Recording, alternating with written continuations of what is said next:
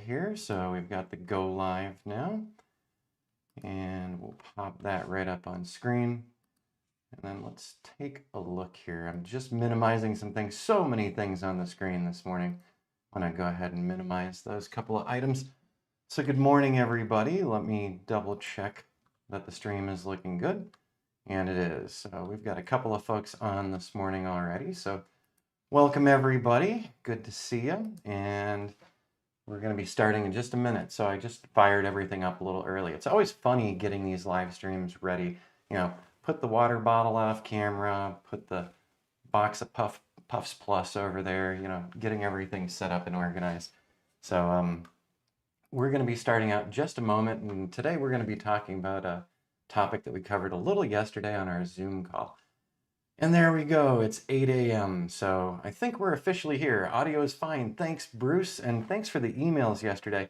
I checked out some of that 3D modeling, the architectural stuff. Really cool. So I need to look into it more, and then this is going to lead into some questions for my new clients this week, because I think I'm getting a better vision for what they're talking about doing with some of the aerial imaging that we're going to be doing for them and the point clouds. But so this morning, first thing I wanted to start off with, and I talked about it on our Zoom meeting yesterday as well, I wanted to do a little more regarding the Rode Wireless Go 2, because their latest firmware update has done even more for folks. So as you can see on screen, this is from last week. I was out at one of the properties that we're checking out. And so I did a couple of test flights, and while I was there, I did some more testing with the Rode Wireless Go system. The newest firmware update from Rode is absolutely amazing, because it turns, oh, now I need to go off camera here. It turns our transmitters, so here's one of the transmitters.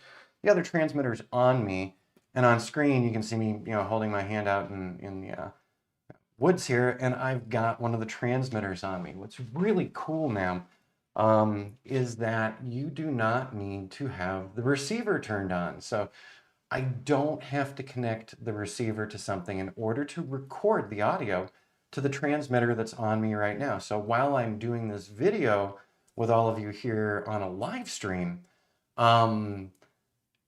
this is also being recorded here. So if I wanted to do some touch up afterward on the audio side of things for my videos that go up on YouTube, I can, because now I've got this secondary recording, which is awesome. Good morning, Ray. Good to see you here. And I forgot to answer your comment the other day. You were asking about whether or not I've used graduated ND filters. And the answer, I've used those over the years. I have not used them on my drone. I do have standard ND filters on the drone, but I kind of got where you're going with that maybe that could help with the skies if it's 3 stops, 3 stops below back to 0 stops. That could be one way to go at it. And I'm going to be talking a little bit about some of the imaging today, and what your thoughts, what everyone's thoughts are on time of day when you're just doing raw land sites. So anyways, back to my excitement over the Rode Wireless Go system here, the Go 2. Now I've got 2 portable recorders with me that make it easier when I'm on locations now. While I'm documenting things, while I'm flying things, I'm usually, after each flight, I'll actually make records of things in iOS Notepad or something like that, or I'll make quick little voice recordings, voice memos for myself as to what I was doing, where I was, and any other pertinent information. Now with the Go 2 transmitters also being standalone recorders, I can just run this thing while I'm on the property and talking to myself. Yes, I talk to myself while I'm doing these things. Now, one of the other big things that really jumped out at me with this, that the transmitters are now recorders, is I can finally, so here we go. I don't know if this is on screen or not. Let's go check the OBS really quick to see. All right, yes, you're seeing that. Let's put OBS back away. So this is my Osmo Mobile 2 that I bought years ago. And I've used it for simple little things on different locations that we've gone to, or for my own fun, shooting video around places. So this has got my iPhone 8 in it. And one of the things here is, so how it's holding the iPhone 8 is right up against this little rotator here, right? So I can't hook an external cable to this. So I can't hook a external audio source.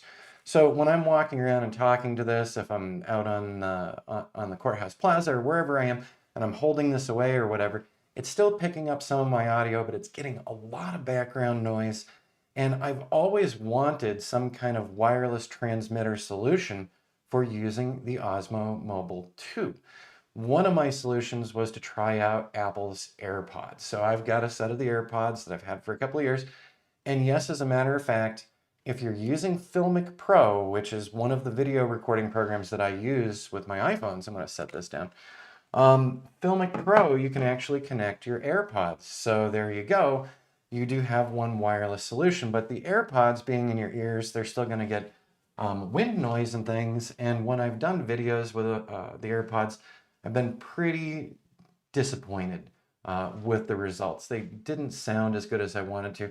And in some cases, on some of my online tutorials and stuff, I used those AirPods for while I was in the field and doing the recordings of, the flights that I was doing or flight setups. The other thing that is now great by me, we all know that we can do screen recordings on our Android devices and on our iOS devices.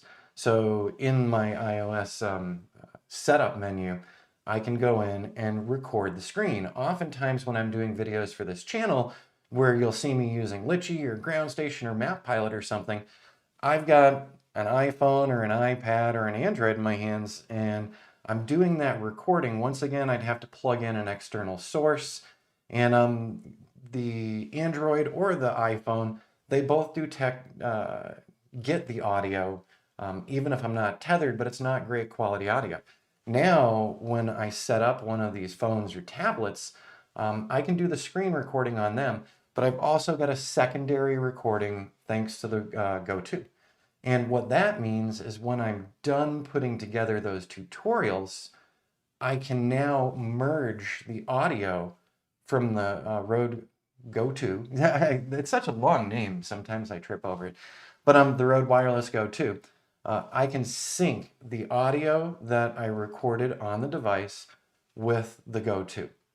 What that means is a higher level of audio quality in my mind for when I'm putting tutorials together. So this is a big game changer, and it's really interesting how quickly and aggressively Rode has gone to doing new firmware updates and adding some features that I thought to myself, these would be great standalone features as well, but I was already impressed enough with the system and the fact that if I did hook up the receiver, I would get my audio recording on the transmitter as well.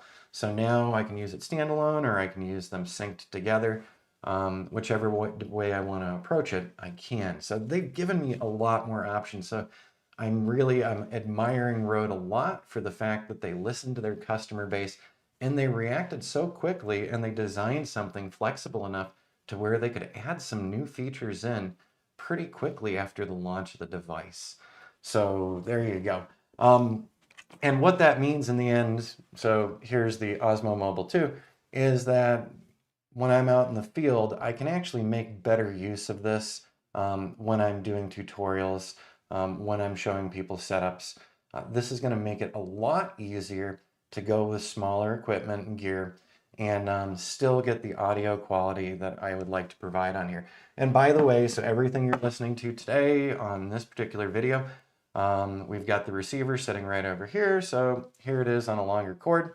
And so the audio that you're listening to is from the Go2. So I hope it's sounding pretty good for you guys as well. All right, I'm going to just get rid of this QuickTime player here. And the next big topic for today, I feel like I'm racing along here. It's going quickly. But the second big topic for today, I wanted to talk about raw land. Since we've started on a new project, I'm going to be meeting with my clients this week, and this is more than just raw land sites. For the folks over on my Patreon channel, you know that there's a lot more going on, and I'll be bringing some more of this to light over the next couple of weeks on the regular live streams. But in the meantime, if you do want to get in on those Zoom meetings, we're doing them twice a month. And right down here, AZDrone, teachable.com is our teaching site, but then we've also got the Patreon one. And with that, I'll go ahead and turn those two off because I never like leaving them on too long. It just seems a little obnoxious, and I don't want to be obnoxious. So last week I started doing some test flights for a new set of clients. We're involved in real estate, but we're also involved in the construction side of things. So it's not my typical raw land site work that I normally am doing for a lot of customers lately. This has some special implications behind it, and you'll learn about that in time. I already made an announcement that there's going to be a new progression series up here that follows along with what we're doing. And if you're interested in drone construction progression, that teachable link that I had there before, I do have a full-length class on construction progression reporting and how to set things up if you're interested in adding that as part of your drone business. So you might want to check those out because while we're doing this progression reporting, it is still going to take some time for the construction and everything to get going. So we'll be bringing you along piece by piece here on YouTube as well, but you might want to see something sooner. So one of the things that came up for me while I was out shooting for these clients is time of day and raw land. So I wanted to run this by folks here today on the live stream to ask you the question, if you're doing raw land sites, what's your typical time of day for doing those raw land sites? So what we're looking at right now is not one of my images. This is just an image of a property near where I was working last week. And so as you can see, number one, we've talked here before about I don't draw lot lines. I'm not a licensed survey engineer. Don't play one on TV. So I do not do this, but I do know some others do. In the bottom left corner, they actually have a little note. Lot lines are non-surveyed estimates only. So while that disclaimer is there, I would rather just avoid doing it. I'm just going to look through some of these images. So this is another drone pilot. We're not picking on anybody. We're not saying great or, indifferent, whatever. Just wanted to take a look at what some other people are doing and handing off to realtors that they're working with. So one of the things that I was noting in here is coloration. So different times of day, these things are going to look extremely different. How you light things really impacts everything. Let's usually early afternoon. Yes, Michael, and that's one of my thoughts too. And as a demo for everybody, so I'm just going to do something really fast. So lighting is everything. When we're doing interior photos, when we're doing portrait work, when we're doing things like that, lighting is really important. So what you're seeing on screen of me right now, let's alter this. So I'm just getting out of the way, and I love the fact that I've got the wireless go too, because now I can move around the room and not be on screen. So let's go ahead, and we just killed all of the lights in here. And now that we've killed all of the lights in here, I should be looking terrible. Yeah, I'm gone. I'm sorry about that. I went too far with that example. But let's go ahead and pop back on the Loom Cube here. So I've got a couple of lights going on in here right now when I do these live streams. Let's do that one. And so you just heard 3 get turned back on. And here we go. And Michael, that's what I'm deciding on is that early afternoon is also my go-to time for these things. There we go. Now the screen's looking a little better again, but you'll notice there's some pixelation down here because it kind of got weirded out by just playing with those lights.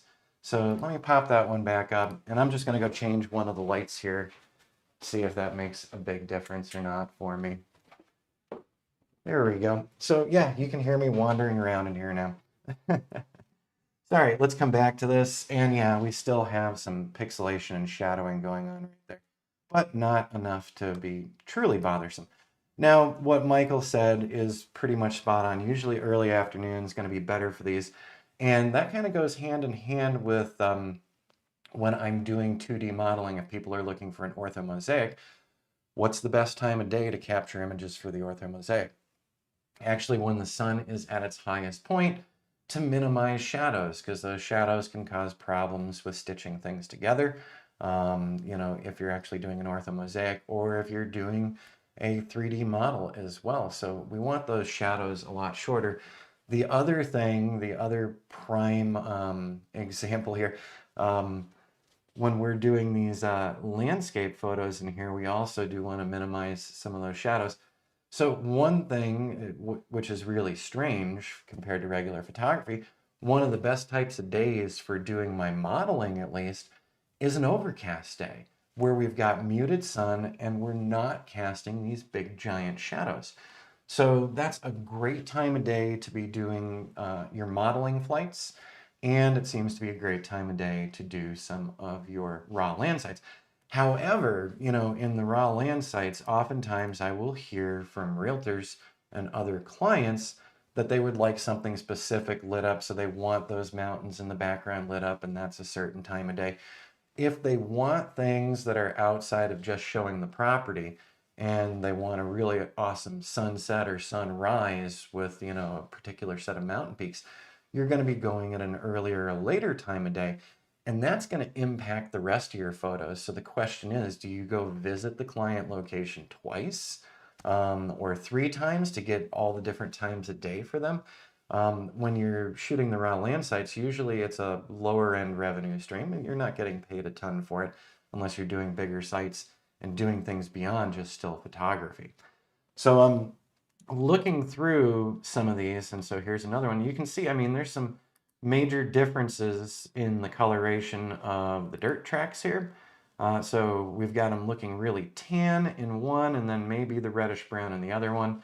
And we really do have some color quality changes, and that's all dependent on time of day and direction that we're shooting.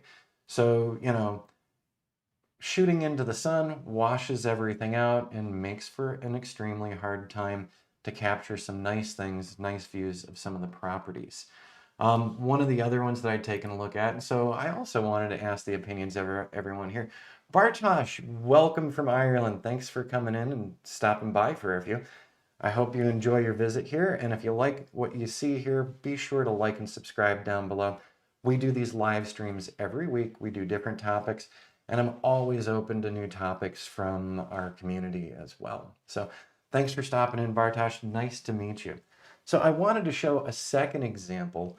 So this is another property near where I was flying last week. I was just looking around. One of my big things, I'm always looking to see what other people are doing. I want to do the best that I can for my clients.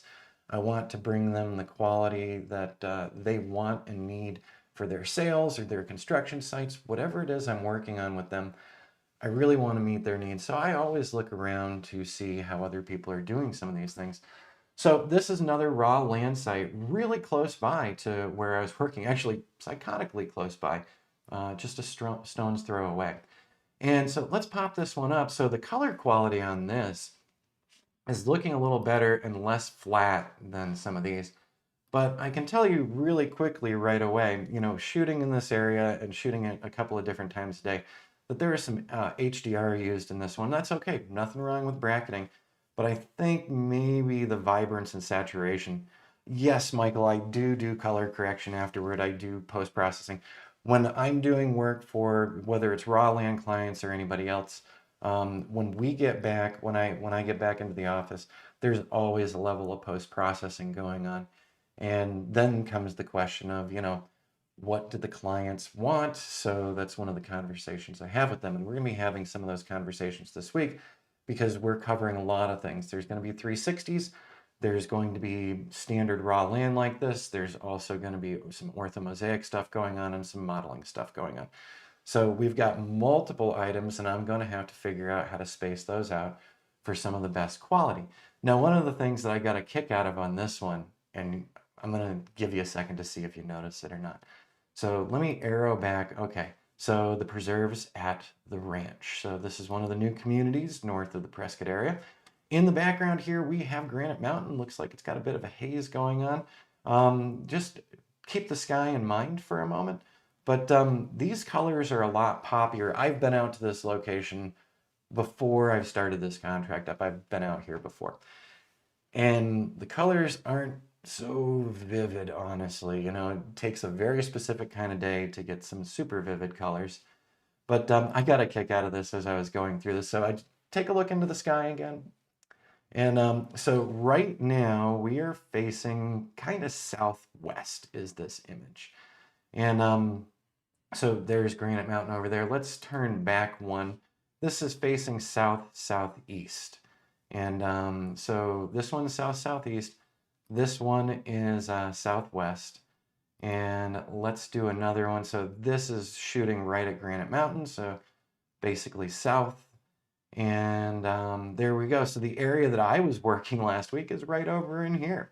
So very interesting. There's a lot of lots for sale in the Prescott area. And as I've mentioned before, there's a lot of new construction and a lot of people moving here. So now I want to ask all of you, did you notice anything with the sky? Anybody? So right now, by the way, the drone is facing to the north. So this is one of my questions to the audience here. How much post-production do you do? How much replacing of things do you do? Now, I know that when we're, let's say, called out by a realtor to do some lovely twilight shots of their homes, that we're going to be doing some more post-processing to really make things pop. And I don't do that too often with modeling, with mapping, with that kind of stuff. You know, we're trying to get the site details. We're not trying to make the prettiest photo in the world. We're trying to make an accurate representation of the location that we're working in. So if you haven't caught it yet, I just want you to look at these clouds right here. So we're facing due north at the moment, and I'm going to arrow back. Does that cloud right there look familiar? Let's arrow back again. How about that cloud right there? So I know that these people weren't on site long enough to where the clouds are all shifting around. Bottom line is all of these were sky replacements. So this is something that I've been wondering about with some of the images that I did last week and with images that I do in general, not just for this location. So Arizona does have some gorgeous skies throughout the year, especially monsoon season. Arizona also sometimes has extremely flat blue skies that last for months on end. I moved here in 2007, in March of 2007. And when I, first got here traveling with an Airstream, I stayed at a lovely campground here in town, nestled in the rocks. So I was enjoying myself and I was enjoying the hyper blue skies. It was amazing coming from a place like New Hampshire, where it seems like more than half the year is cloud covered. Arizona blew my mind. But by the time we got to 4th of July weekend, I was starting to go a little insane here because it was flat blue skies every year. There was every day. There was no clouds going on. It was just these hyper blue skies everywhere. I never thought you could get tired of blue skies, but by 4th of July weekend, I was there. Fortunately, one of my friends told me, hey, monsoon season starts around July, and then you're going to get some amazing cloud coverage. They were totally correct. And seeing monsoonal skies is something else. But for a lot of the year, Arizona just has flat blue skies, and they don't even have wispy clouds. They don't have these clouds right here. So a lot of the shooting that I've done over the past couple weeks has been of skies that are flat and blue, or maybe they've got some wisps or some haze. So as I was going through this particular series, there's that same cloud again, and it was just over in this direction before. So clearly I don't know who the photographer was, and like I said, I'm not picking on them, but clearly they were utilizing a sky replacement. So maybe Luminar, maybe Photoshop, maybe manually doing it. I'm not sure, but I can tell you for a fact that the same exact cloud is not going to be right behind me when I'm facing south. So that got me to thinking about my own work and, how much do we pump these things up? Are we trying to go for a natural look of the land? Or are we trying to, bump it up a little more to help oversell those raw land sites? I'm not sure. In the case of the shots that I did some light HDR work, and I'm actually going to be discussing these things with the realtor and with their 3D modeling guy this week because I want to provide them to their tastes. And every realtor is going to be different. One thing I will say, I like getting feedback, and we talked about this yesterday on our Zoom call as well, but I like to get feedback from the realtors because I'm very happy to alter my editing techniques or my shots for them at their requests. One thing that I found, it's kind of 50-50 right now. Half the realtors that I've worked with, they'll call me up, they have me go out to location. I send them a Dropbox of their images and whatever else they had contracted me to do. They immediately get back in touch with me and say, hey, I want to make payment to you. And then you don't hear from them again until the next site. So I always worry. I find myself saying, so were they satisfied with us? And, once they call you again for another site, yeah, they were satisfied with those. But sometimes you might not get the best feedback from some of the clients you're working with. I've actually had clients say to me, you're the professional, you make the call. I really don't like that. I really would like some input from the realtors because I want to meet their needs and expectations. I'm doing the job for them. And just saying to me, you do it to your preferences, the preferences are going to be really different. And I'm going to go ahead and minimize this. I did some extreme stuff yesterday, just for you guys. So we're pulling up Lightroom here because we can go way over the top. Now, before I got into drone work, I'd been doing a lot of photography work for years. Been in magazines, been in galleries. So I've sold a lot of things professionally. I've licensed images. And this whole idea of to your tastes is an interesting one to me, and something of a difficult one sometimes. So I'm just going to, let's take this one. So this is an overcooked HDR. I feel like this is over the top, but I've seen a lot of these in raw landside. So I did this on purpose, and this one was done with, I believe it was Aurora HDR. And let's take a look. We're going to take a look at two others. And, if you don't have these things to compare with each other side by side, which do you prefer? So on the left-hand side, I actually just did a single frame DNG. So I didn't even do an HDR DNG. I just took the 0 EV that I captured in the field, and I decided let's go ahead and edit that one with the editing tools in Lightroom. And then on the right-hand side, I have, it's labeled DJI 95-6_6_7. That is Photomatix Pro. So that is another HDR application. Now, this one took 3 images layered together. And then there's a lot of presets in Photomatix, or you can do your own fine tuning in Photomatix. Which one's right? So, and I know there's no real answer to this, but it does depend on tastes and preferences. And it also depends, on how realistic you want to be. For my tastes, on the left-hand side, I punched this one up a good bit. I brought the shadows way up so that it was much darker in the shadowed areas. But so I actually punched those shadows up a good bit. I pushed I think I pushed my vibrance up just a little. Let's hit the tab key on this, and let's actually go take a look at that one. So that's the DNG. Let's go to the develop module really quick.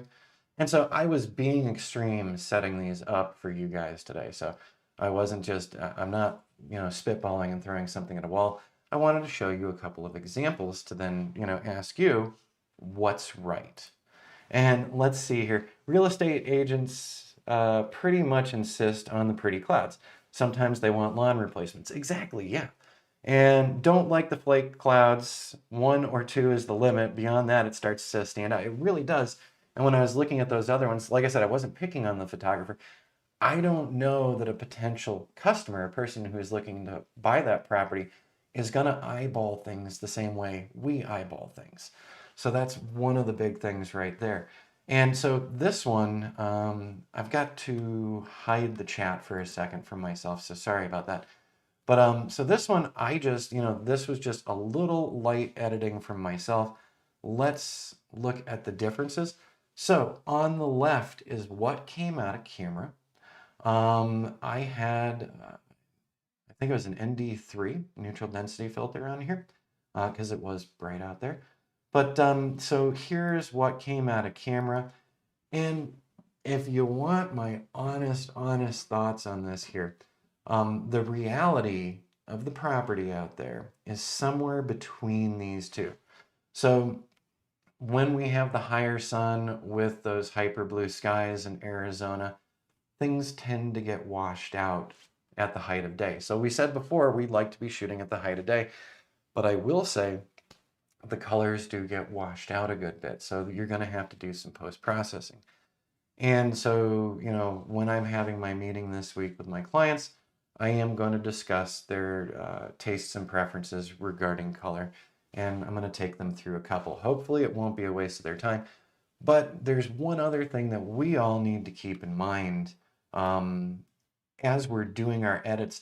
Right now, I honestly do not know what you are seeing. I don't know the type of monitor that you're operating on. Maybe you're on a smartphone right now. Maybe you're on a 27-inch screen like I am right now. Are you using a color calibrated monitor? Have you calibrated that monitor? Can you calibrate that monitor? What are you setting up as? Are you doing Adobe RGB, sRGB? What are the final outputs before your presentations? All of these things factor in. So I have one of my fun things.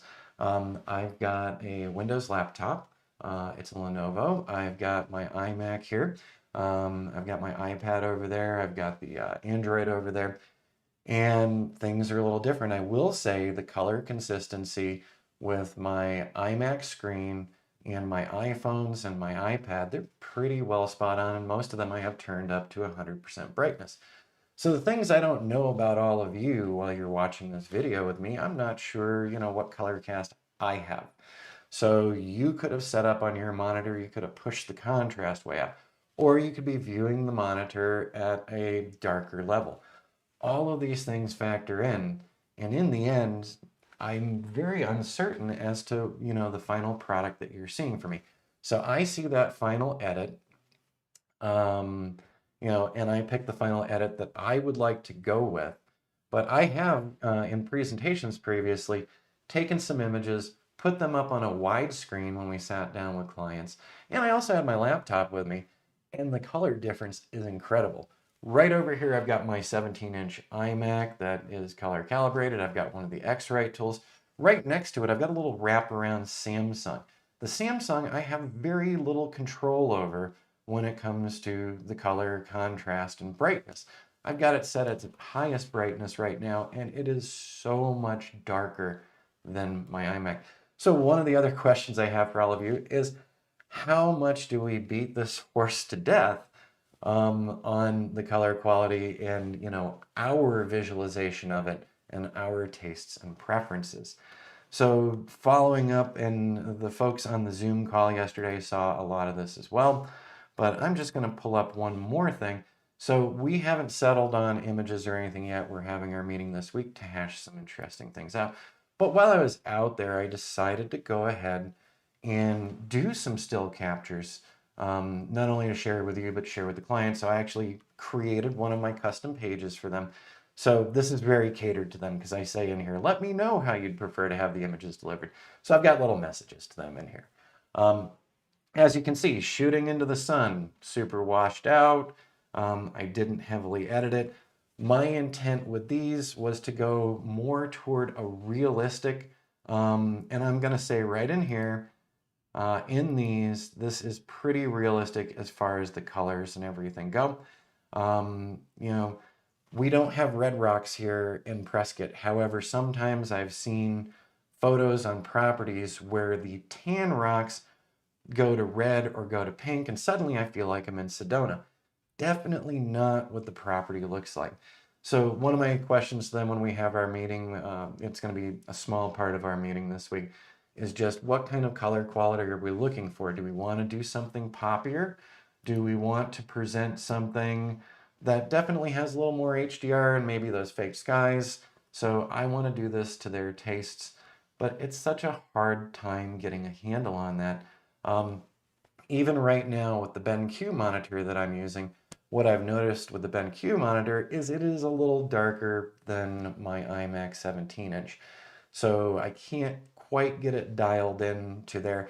And at the moment, because I'm running the Mac Mini, the M1, I cannot use my X-Rite tool on this BenQ. And the BenQ software for calibrating this particular monitor is not ready for the M1s yet. So I'm close with color quality between these two monitors, but not spot on. So I've been doing the edits in here, and then I pop them over on the iMac to do a double check because they're going to be a little brighter there. So I'm just double checking on the comments. Okay, so nothing else. Yeah, and Ray, it's it's a hard one because, for MLS, they don't want full replacements of things. Replacing the sky, I think, is okay with MLS as long as you're not altering what you're presenting as that property. I can say right now the greens out there on this particular image, this isn't one of mine, these greens are a lot poppier, so there's a lot more vibrance. When you drive through these neighborhoods, yes, it's a very pretty area, but at certain times of day, it's very drab. When we look out further in this image, I'm gonna say the color quality is a little more realistic to me, in the middle ground here. So I feel like we've pushed up the colors and the vibrance a little more in here, and that's to your own taste.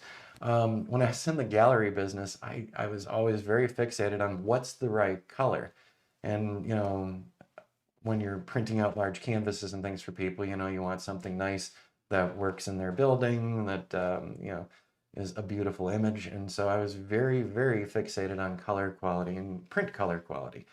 And one of my big questions to anyone watching this one is, doing raw land sites, how far do you take it? Now, when we're doing the homes, when we're doing the interiors, when we're doing some of the 360 work, yes, I'd like to see things a little more vibrant. So this is definitely pumped up, and this isn't so pumped up, and I'm somewhere in the middle. And then one of the other things that I will mention that we talked about on the Zoom meetup yesterday is one of the other problems when we're doing some of these things, like doing 360s, ground-based 360s. Once again, we have some time of day issues. So if you're out there to capture raw land and maybe do some aerial 360s, the time of day might be even more important to you because the 360s are capturing things one way and our drone for the still photos is capturing things another way. But here in Arizona, one of the things is, it's going to be a very bright sky. And we'll go up into this one. Once again, I was not out midday. I was out earlier. I think it was probably like 10 a.m. So this is looking really realistic to me. So, and once again, I don't know what your monitors look like. But so this feels like the real color quality going on out there. There's some tan in here. There's a little hint of some red and pink out here. That's okay with me. But so this is looking fantastic, fantastic. Let's turn around. Oh my God, the sky is completely nuked by the sun behind some wispy clouds. So if I was there later in the day, I think we'd have a better balance. But it's you've got to work around those things. See, the realtor's clients would be people who probably be using the smartphone or tablet to view the plots. So how do your images show up on those devices? So when I'm done doing all of my editing, Ray, on the iPad, on both iPhones, and on the iMac screen, they're pretty much spot on with each other. We also have Jody's Mac laptop, so I run images by her throughout the day. I'm sending her emails saying, check this one out. So we have some very consistent color quality, but we also, her laptop, my desktop, my other laptop, we've used the X-Rite on all of them.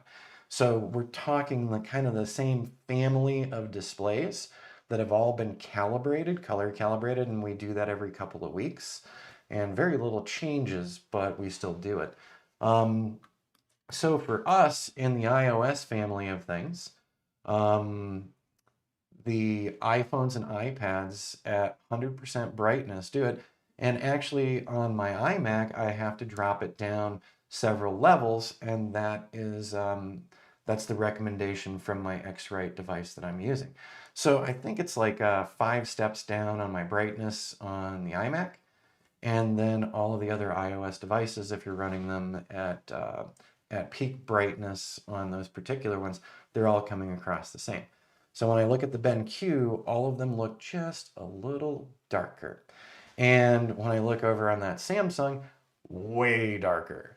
And I've got one other over here. Which one is this one? Yes, I have too many monitors.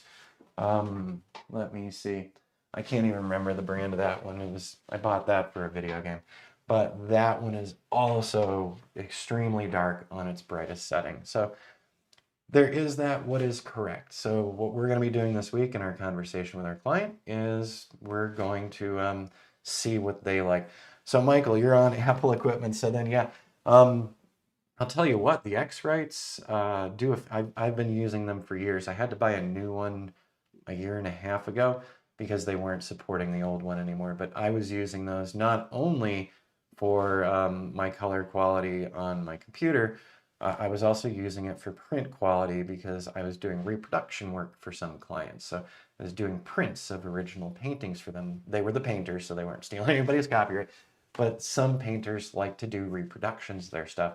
So I was very neurotic about color quality then. It still bothers me to this day because there's no real standard across the industry on monitors. So, I've had people say to me, oh, I'll give you this one and then we'll get ready to wrap up here shortly. Years ago when I was doing gallery showings and I had my canvases and things up in the gallery, I had a wide gamut of people who had looked at my stuff online and then came in to see the canvases and they were like, whoa, that's so different. When I was looking at your photo online, it was looking really dark to me, but now I see it hanging on the wall and it's way brighter than I saw. So people making decisions on purchasing a print, let's say, if they're using maybe a lower quality monitor, maybe not as bright, maybe too contrasty, until people see the final product on what you intended it to be on, you don't know what they're looking at. I had one client who's like, I did not like some of your HDRs, but now seeing them on the walls, it's a totally different thing. And that's pretty incredible. And that's also the fact that in the gallery, we have studio lighting, up shooting down at angles and things and accentuating things on paintings and on photography on canvas as well. So some of those reactions, um, caught my attention because I realized then and there, I have no idea what you're looking at my images with. And depending on the device and its range of flexibility on how you can set it up, you might be seeing something very different when we put the two monitors side by side. There's going to be an extreme difference for you. So I do think this is a big part of conversation with our clients as well. So, all right, everybody, it's 8:41 here. Let me see, was there anything else that I wanted to show in here? So one of my goals with this upcoming project, and you'll see in here, so number one, I do a lot of my photo management in Lightroom for people new here. So if you're wondering why I'm always going back to Lightroom, this is where it all starts for my still images coming in and for the 360s coming in. But my goal with my testing the other day was I wanted to go to more of the realistic side.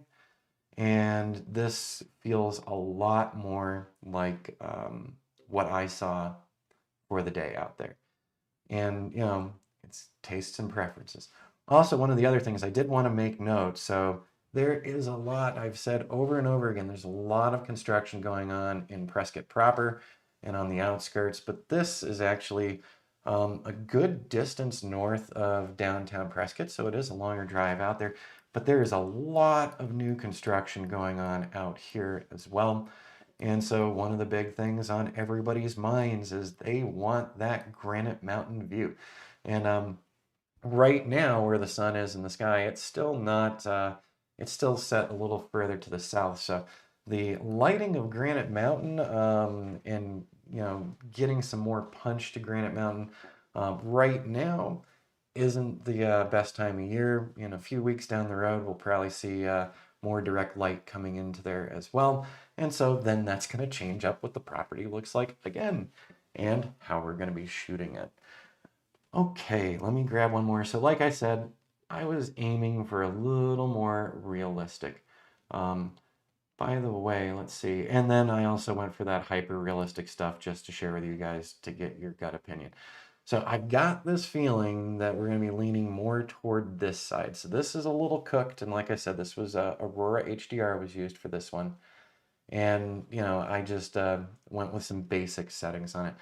But I can tell you for a fact that if you were standing out there, all of this moved dirt here is not this punchy. It's not this vibrant at all. All right, everybody, I'm going to get ready to wrap up today's live stream. So those were the two big things I wanted to talk about today. And next week, we'll be following up here on where this project is going. And I'll also be following up on one other item. I'm starting a couple of new small tutorial videos for one client, which should be pretty interesting. So, and I think you'll have some major interest in it. It's all about drones again. So, hey, we didn't talk a bunch about 360s today. I did a good job. All right. All right, so we're going to wrap up the Lightroom here and tell it, yes, we're ready to close that up now. And there's OBS Studio, which has been doing our broadcasting for us. Gotta say, I really do like how OBS Studio works. Okay, everyone, I hope you have a great start to the week. I hope that this was an interesting one and that gets you thinking about the color quality and presentation that you're handing off to your clients as well. I think it's so important that we have conversations with these guys.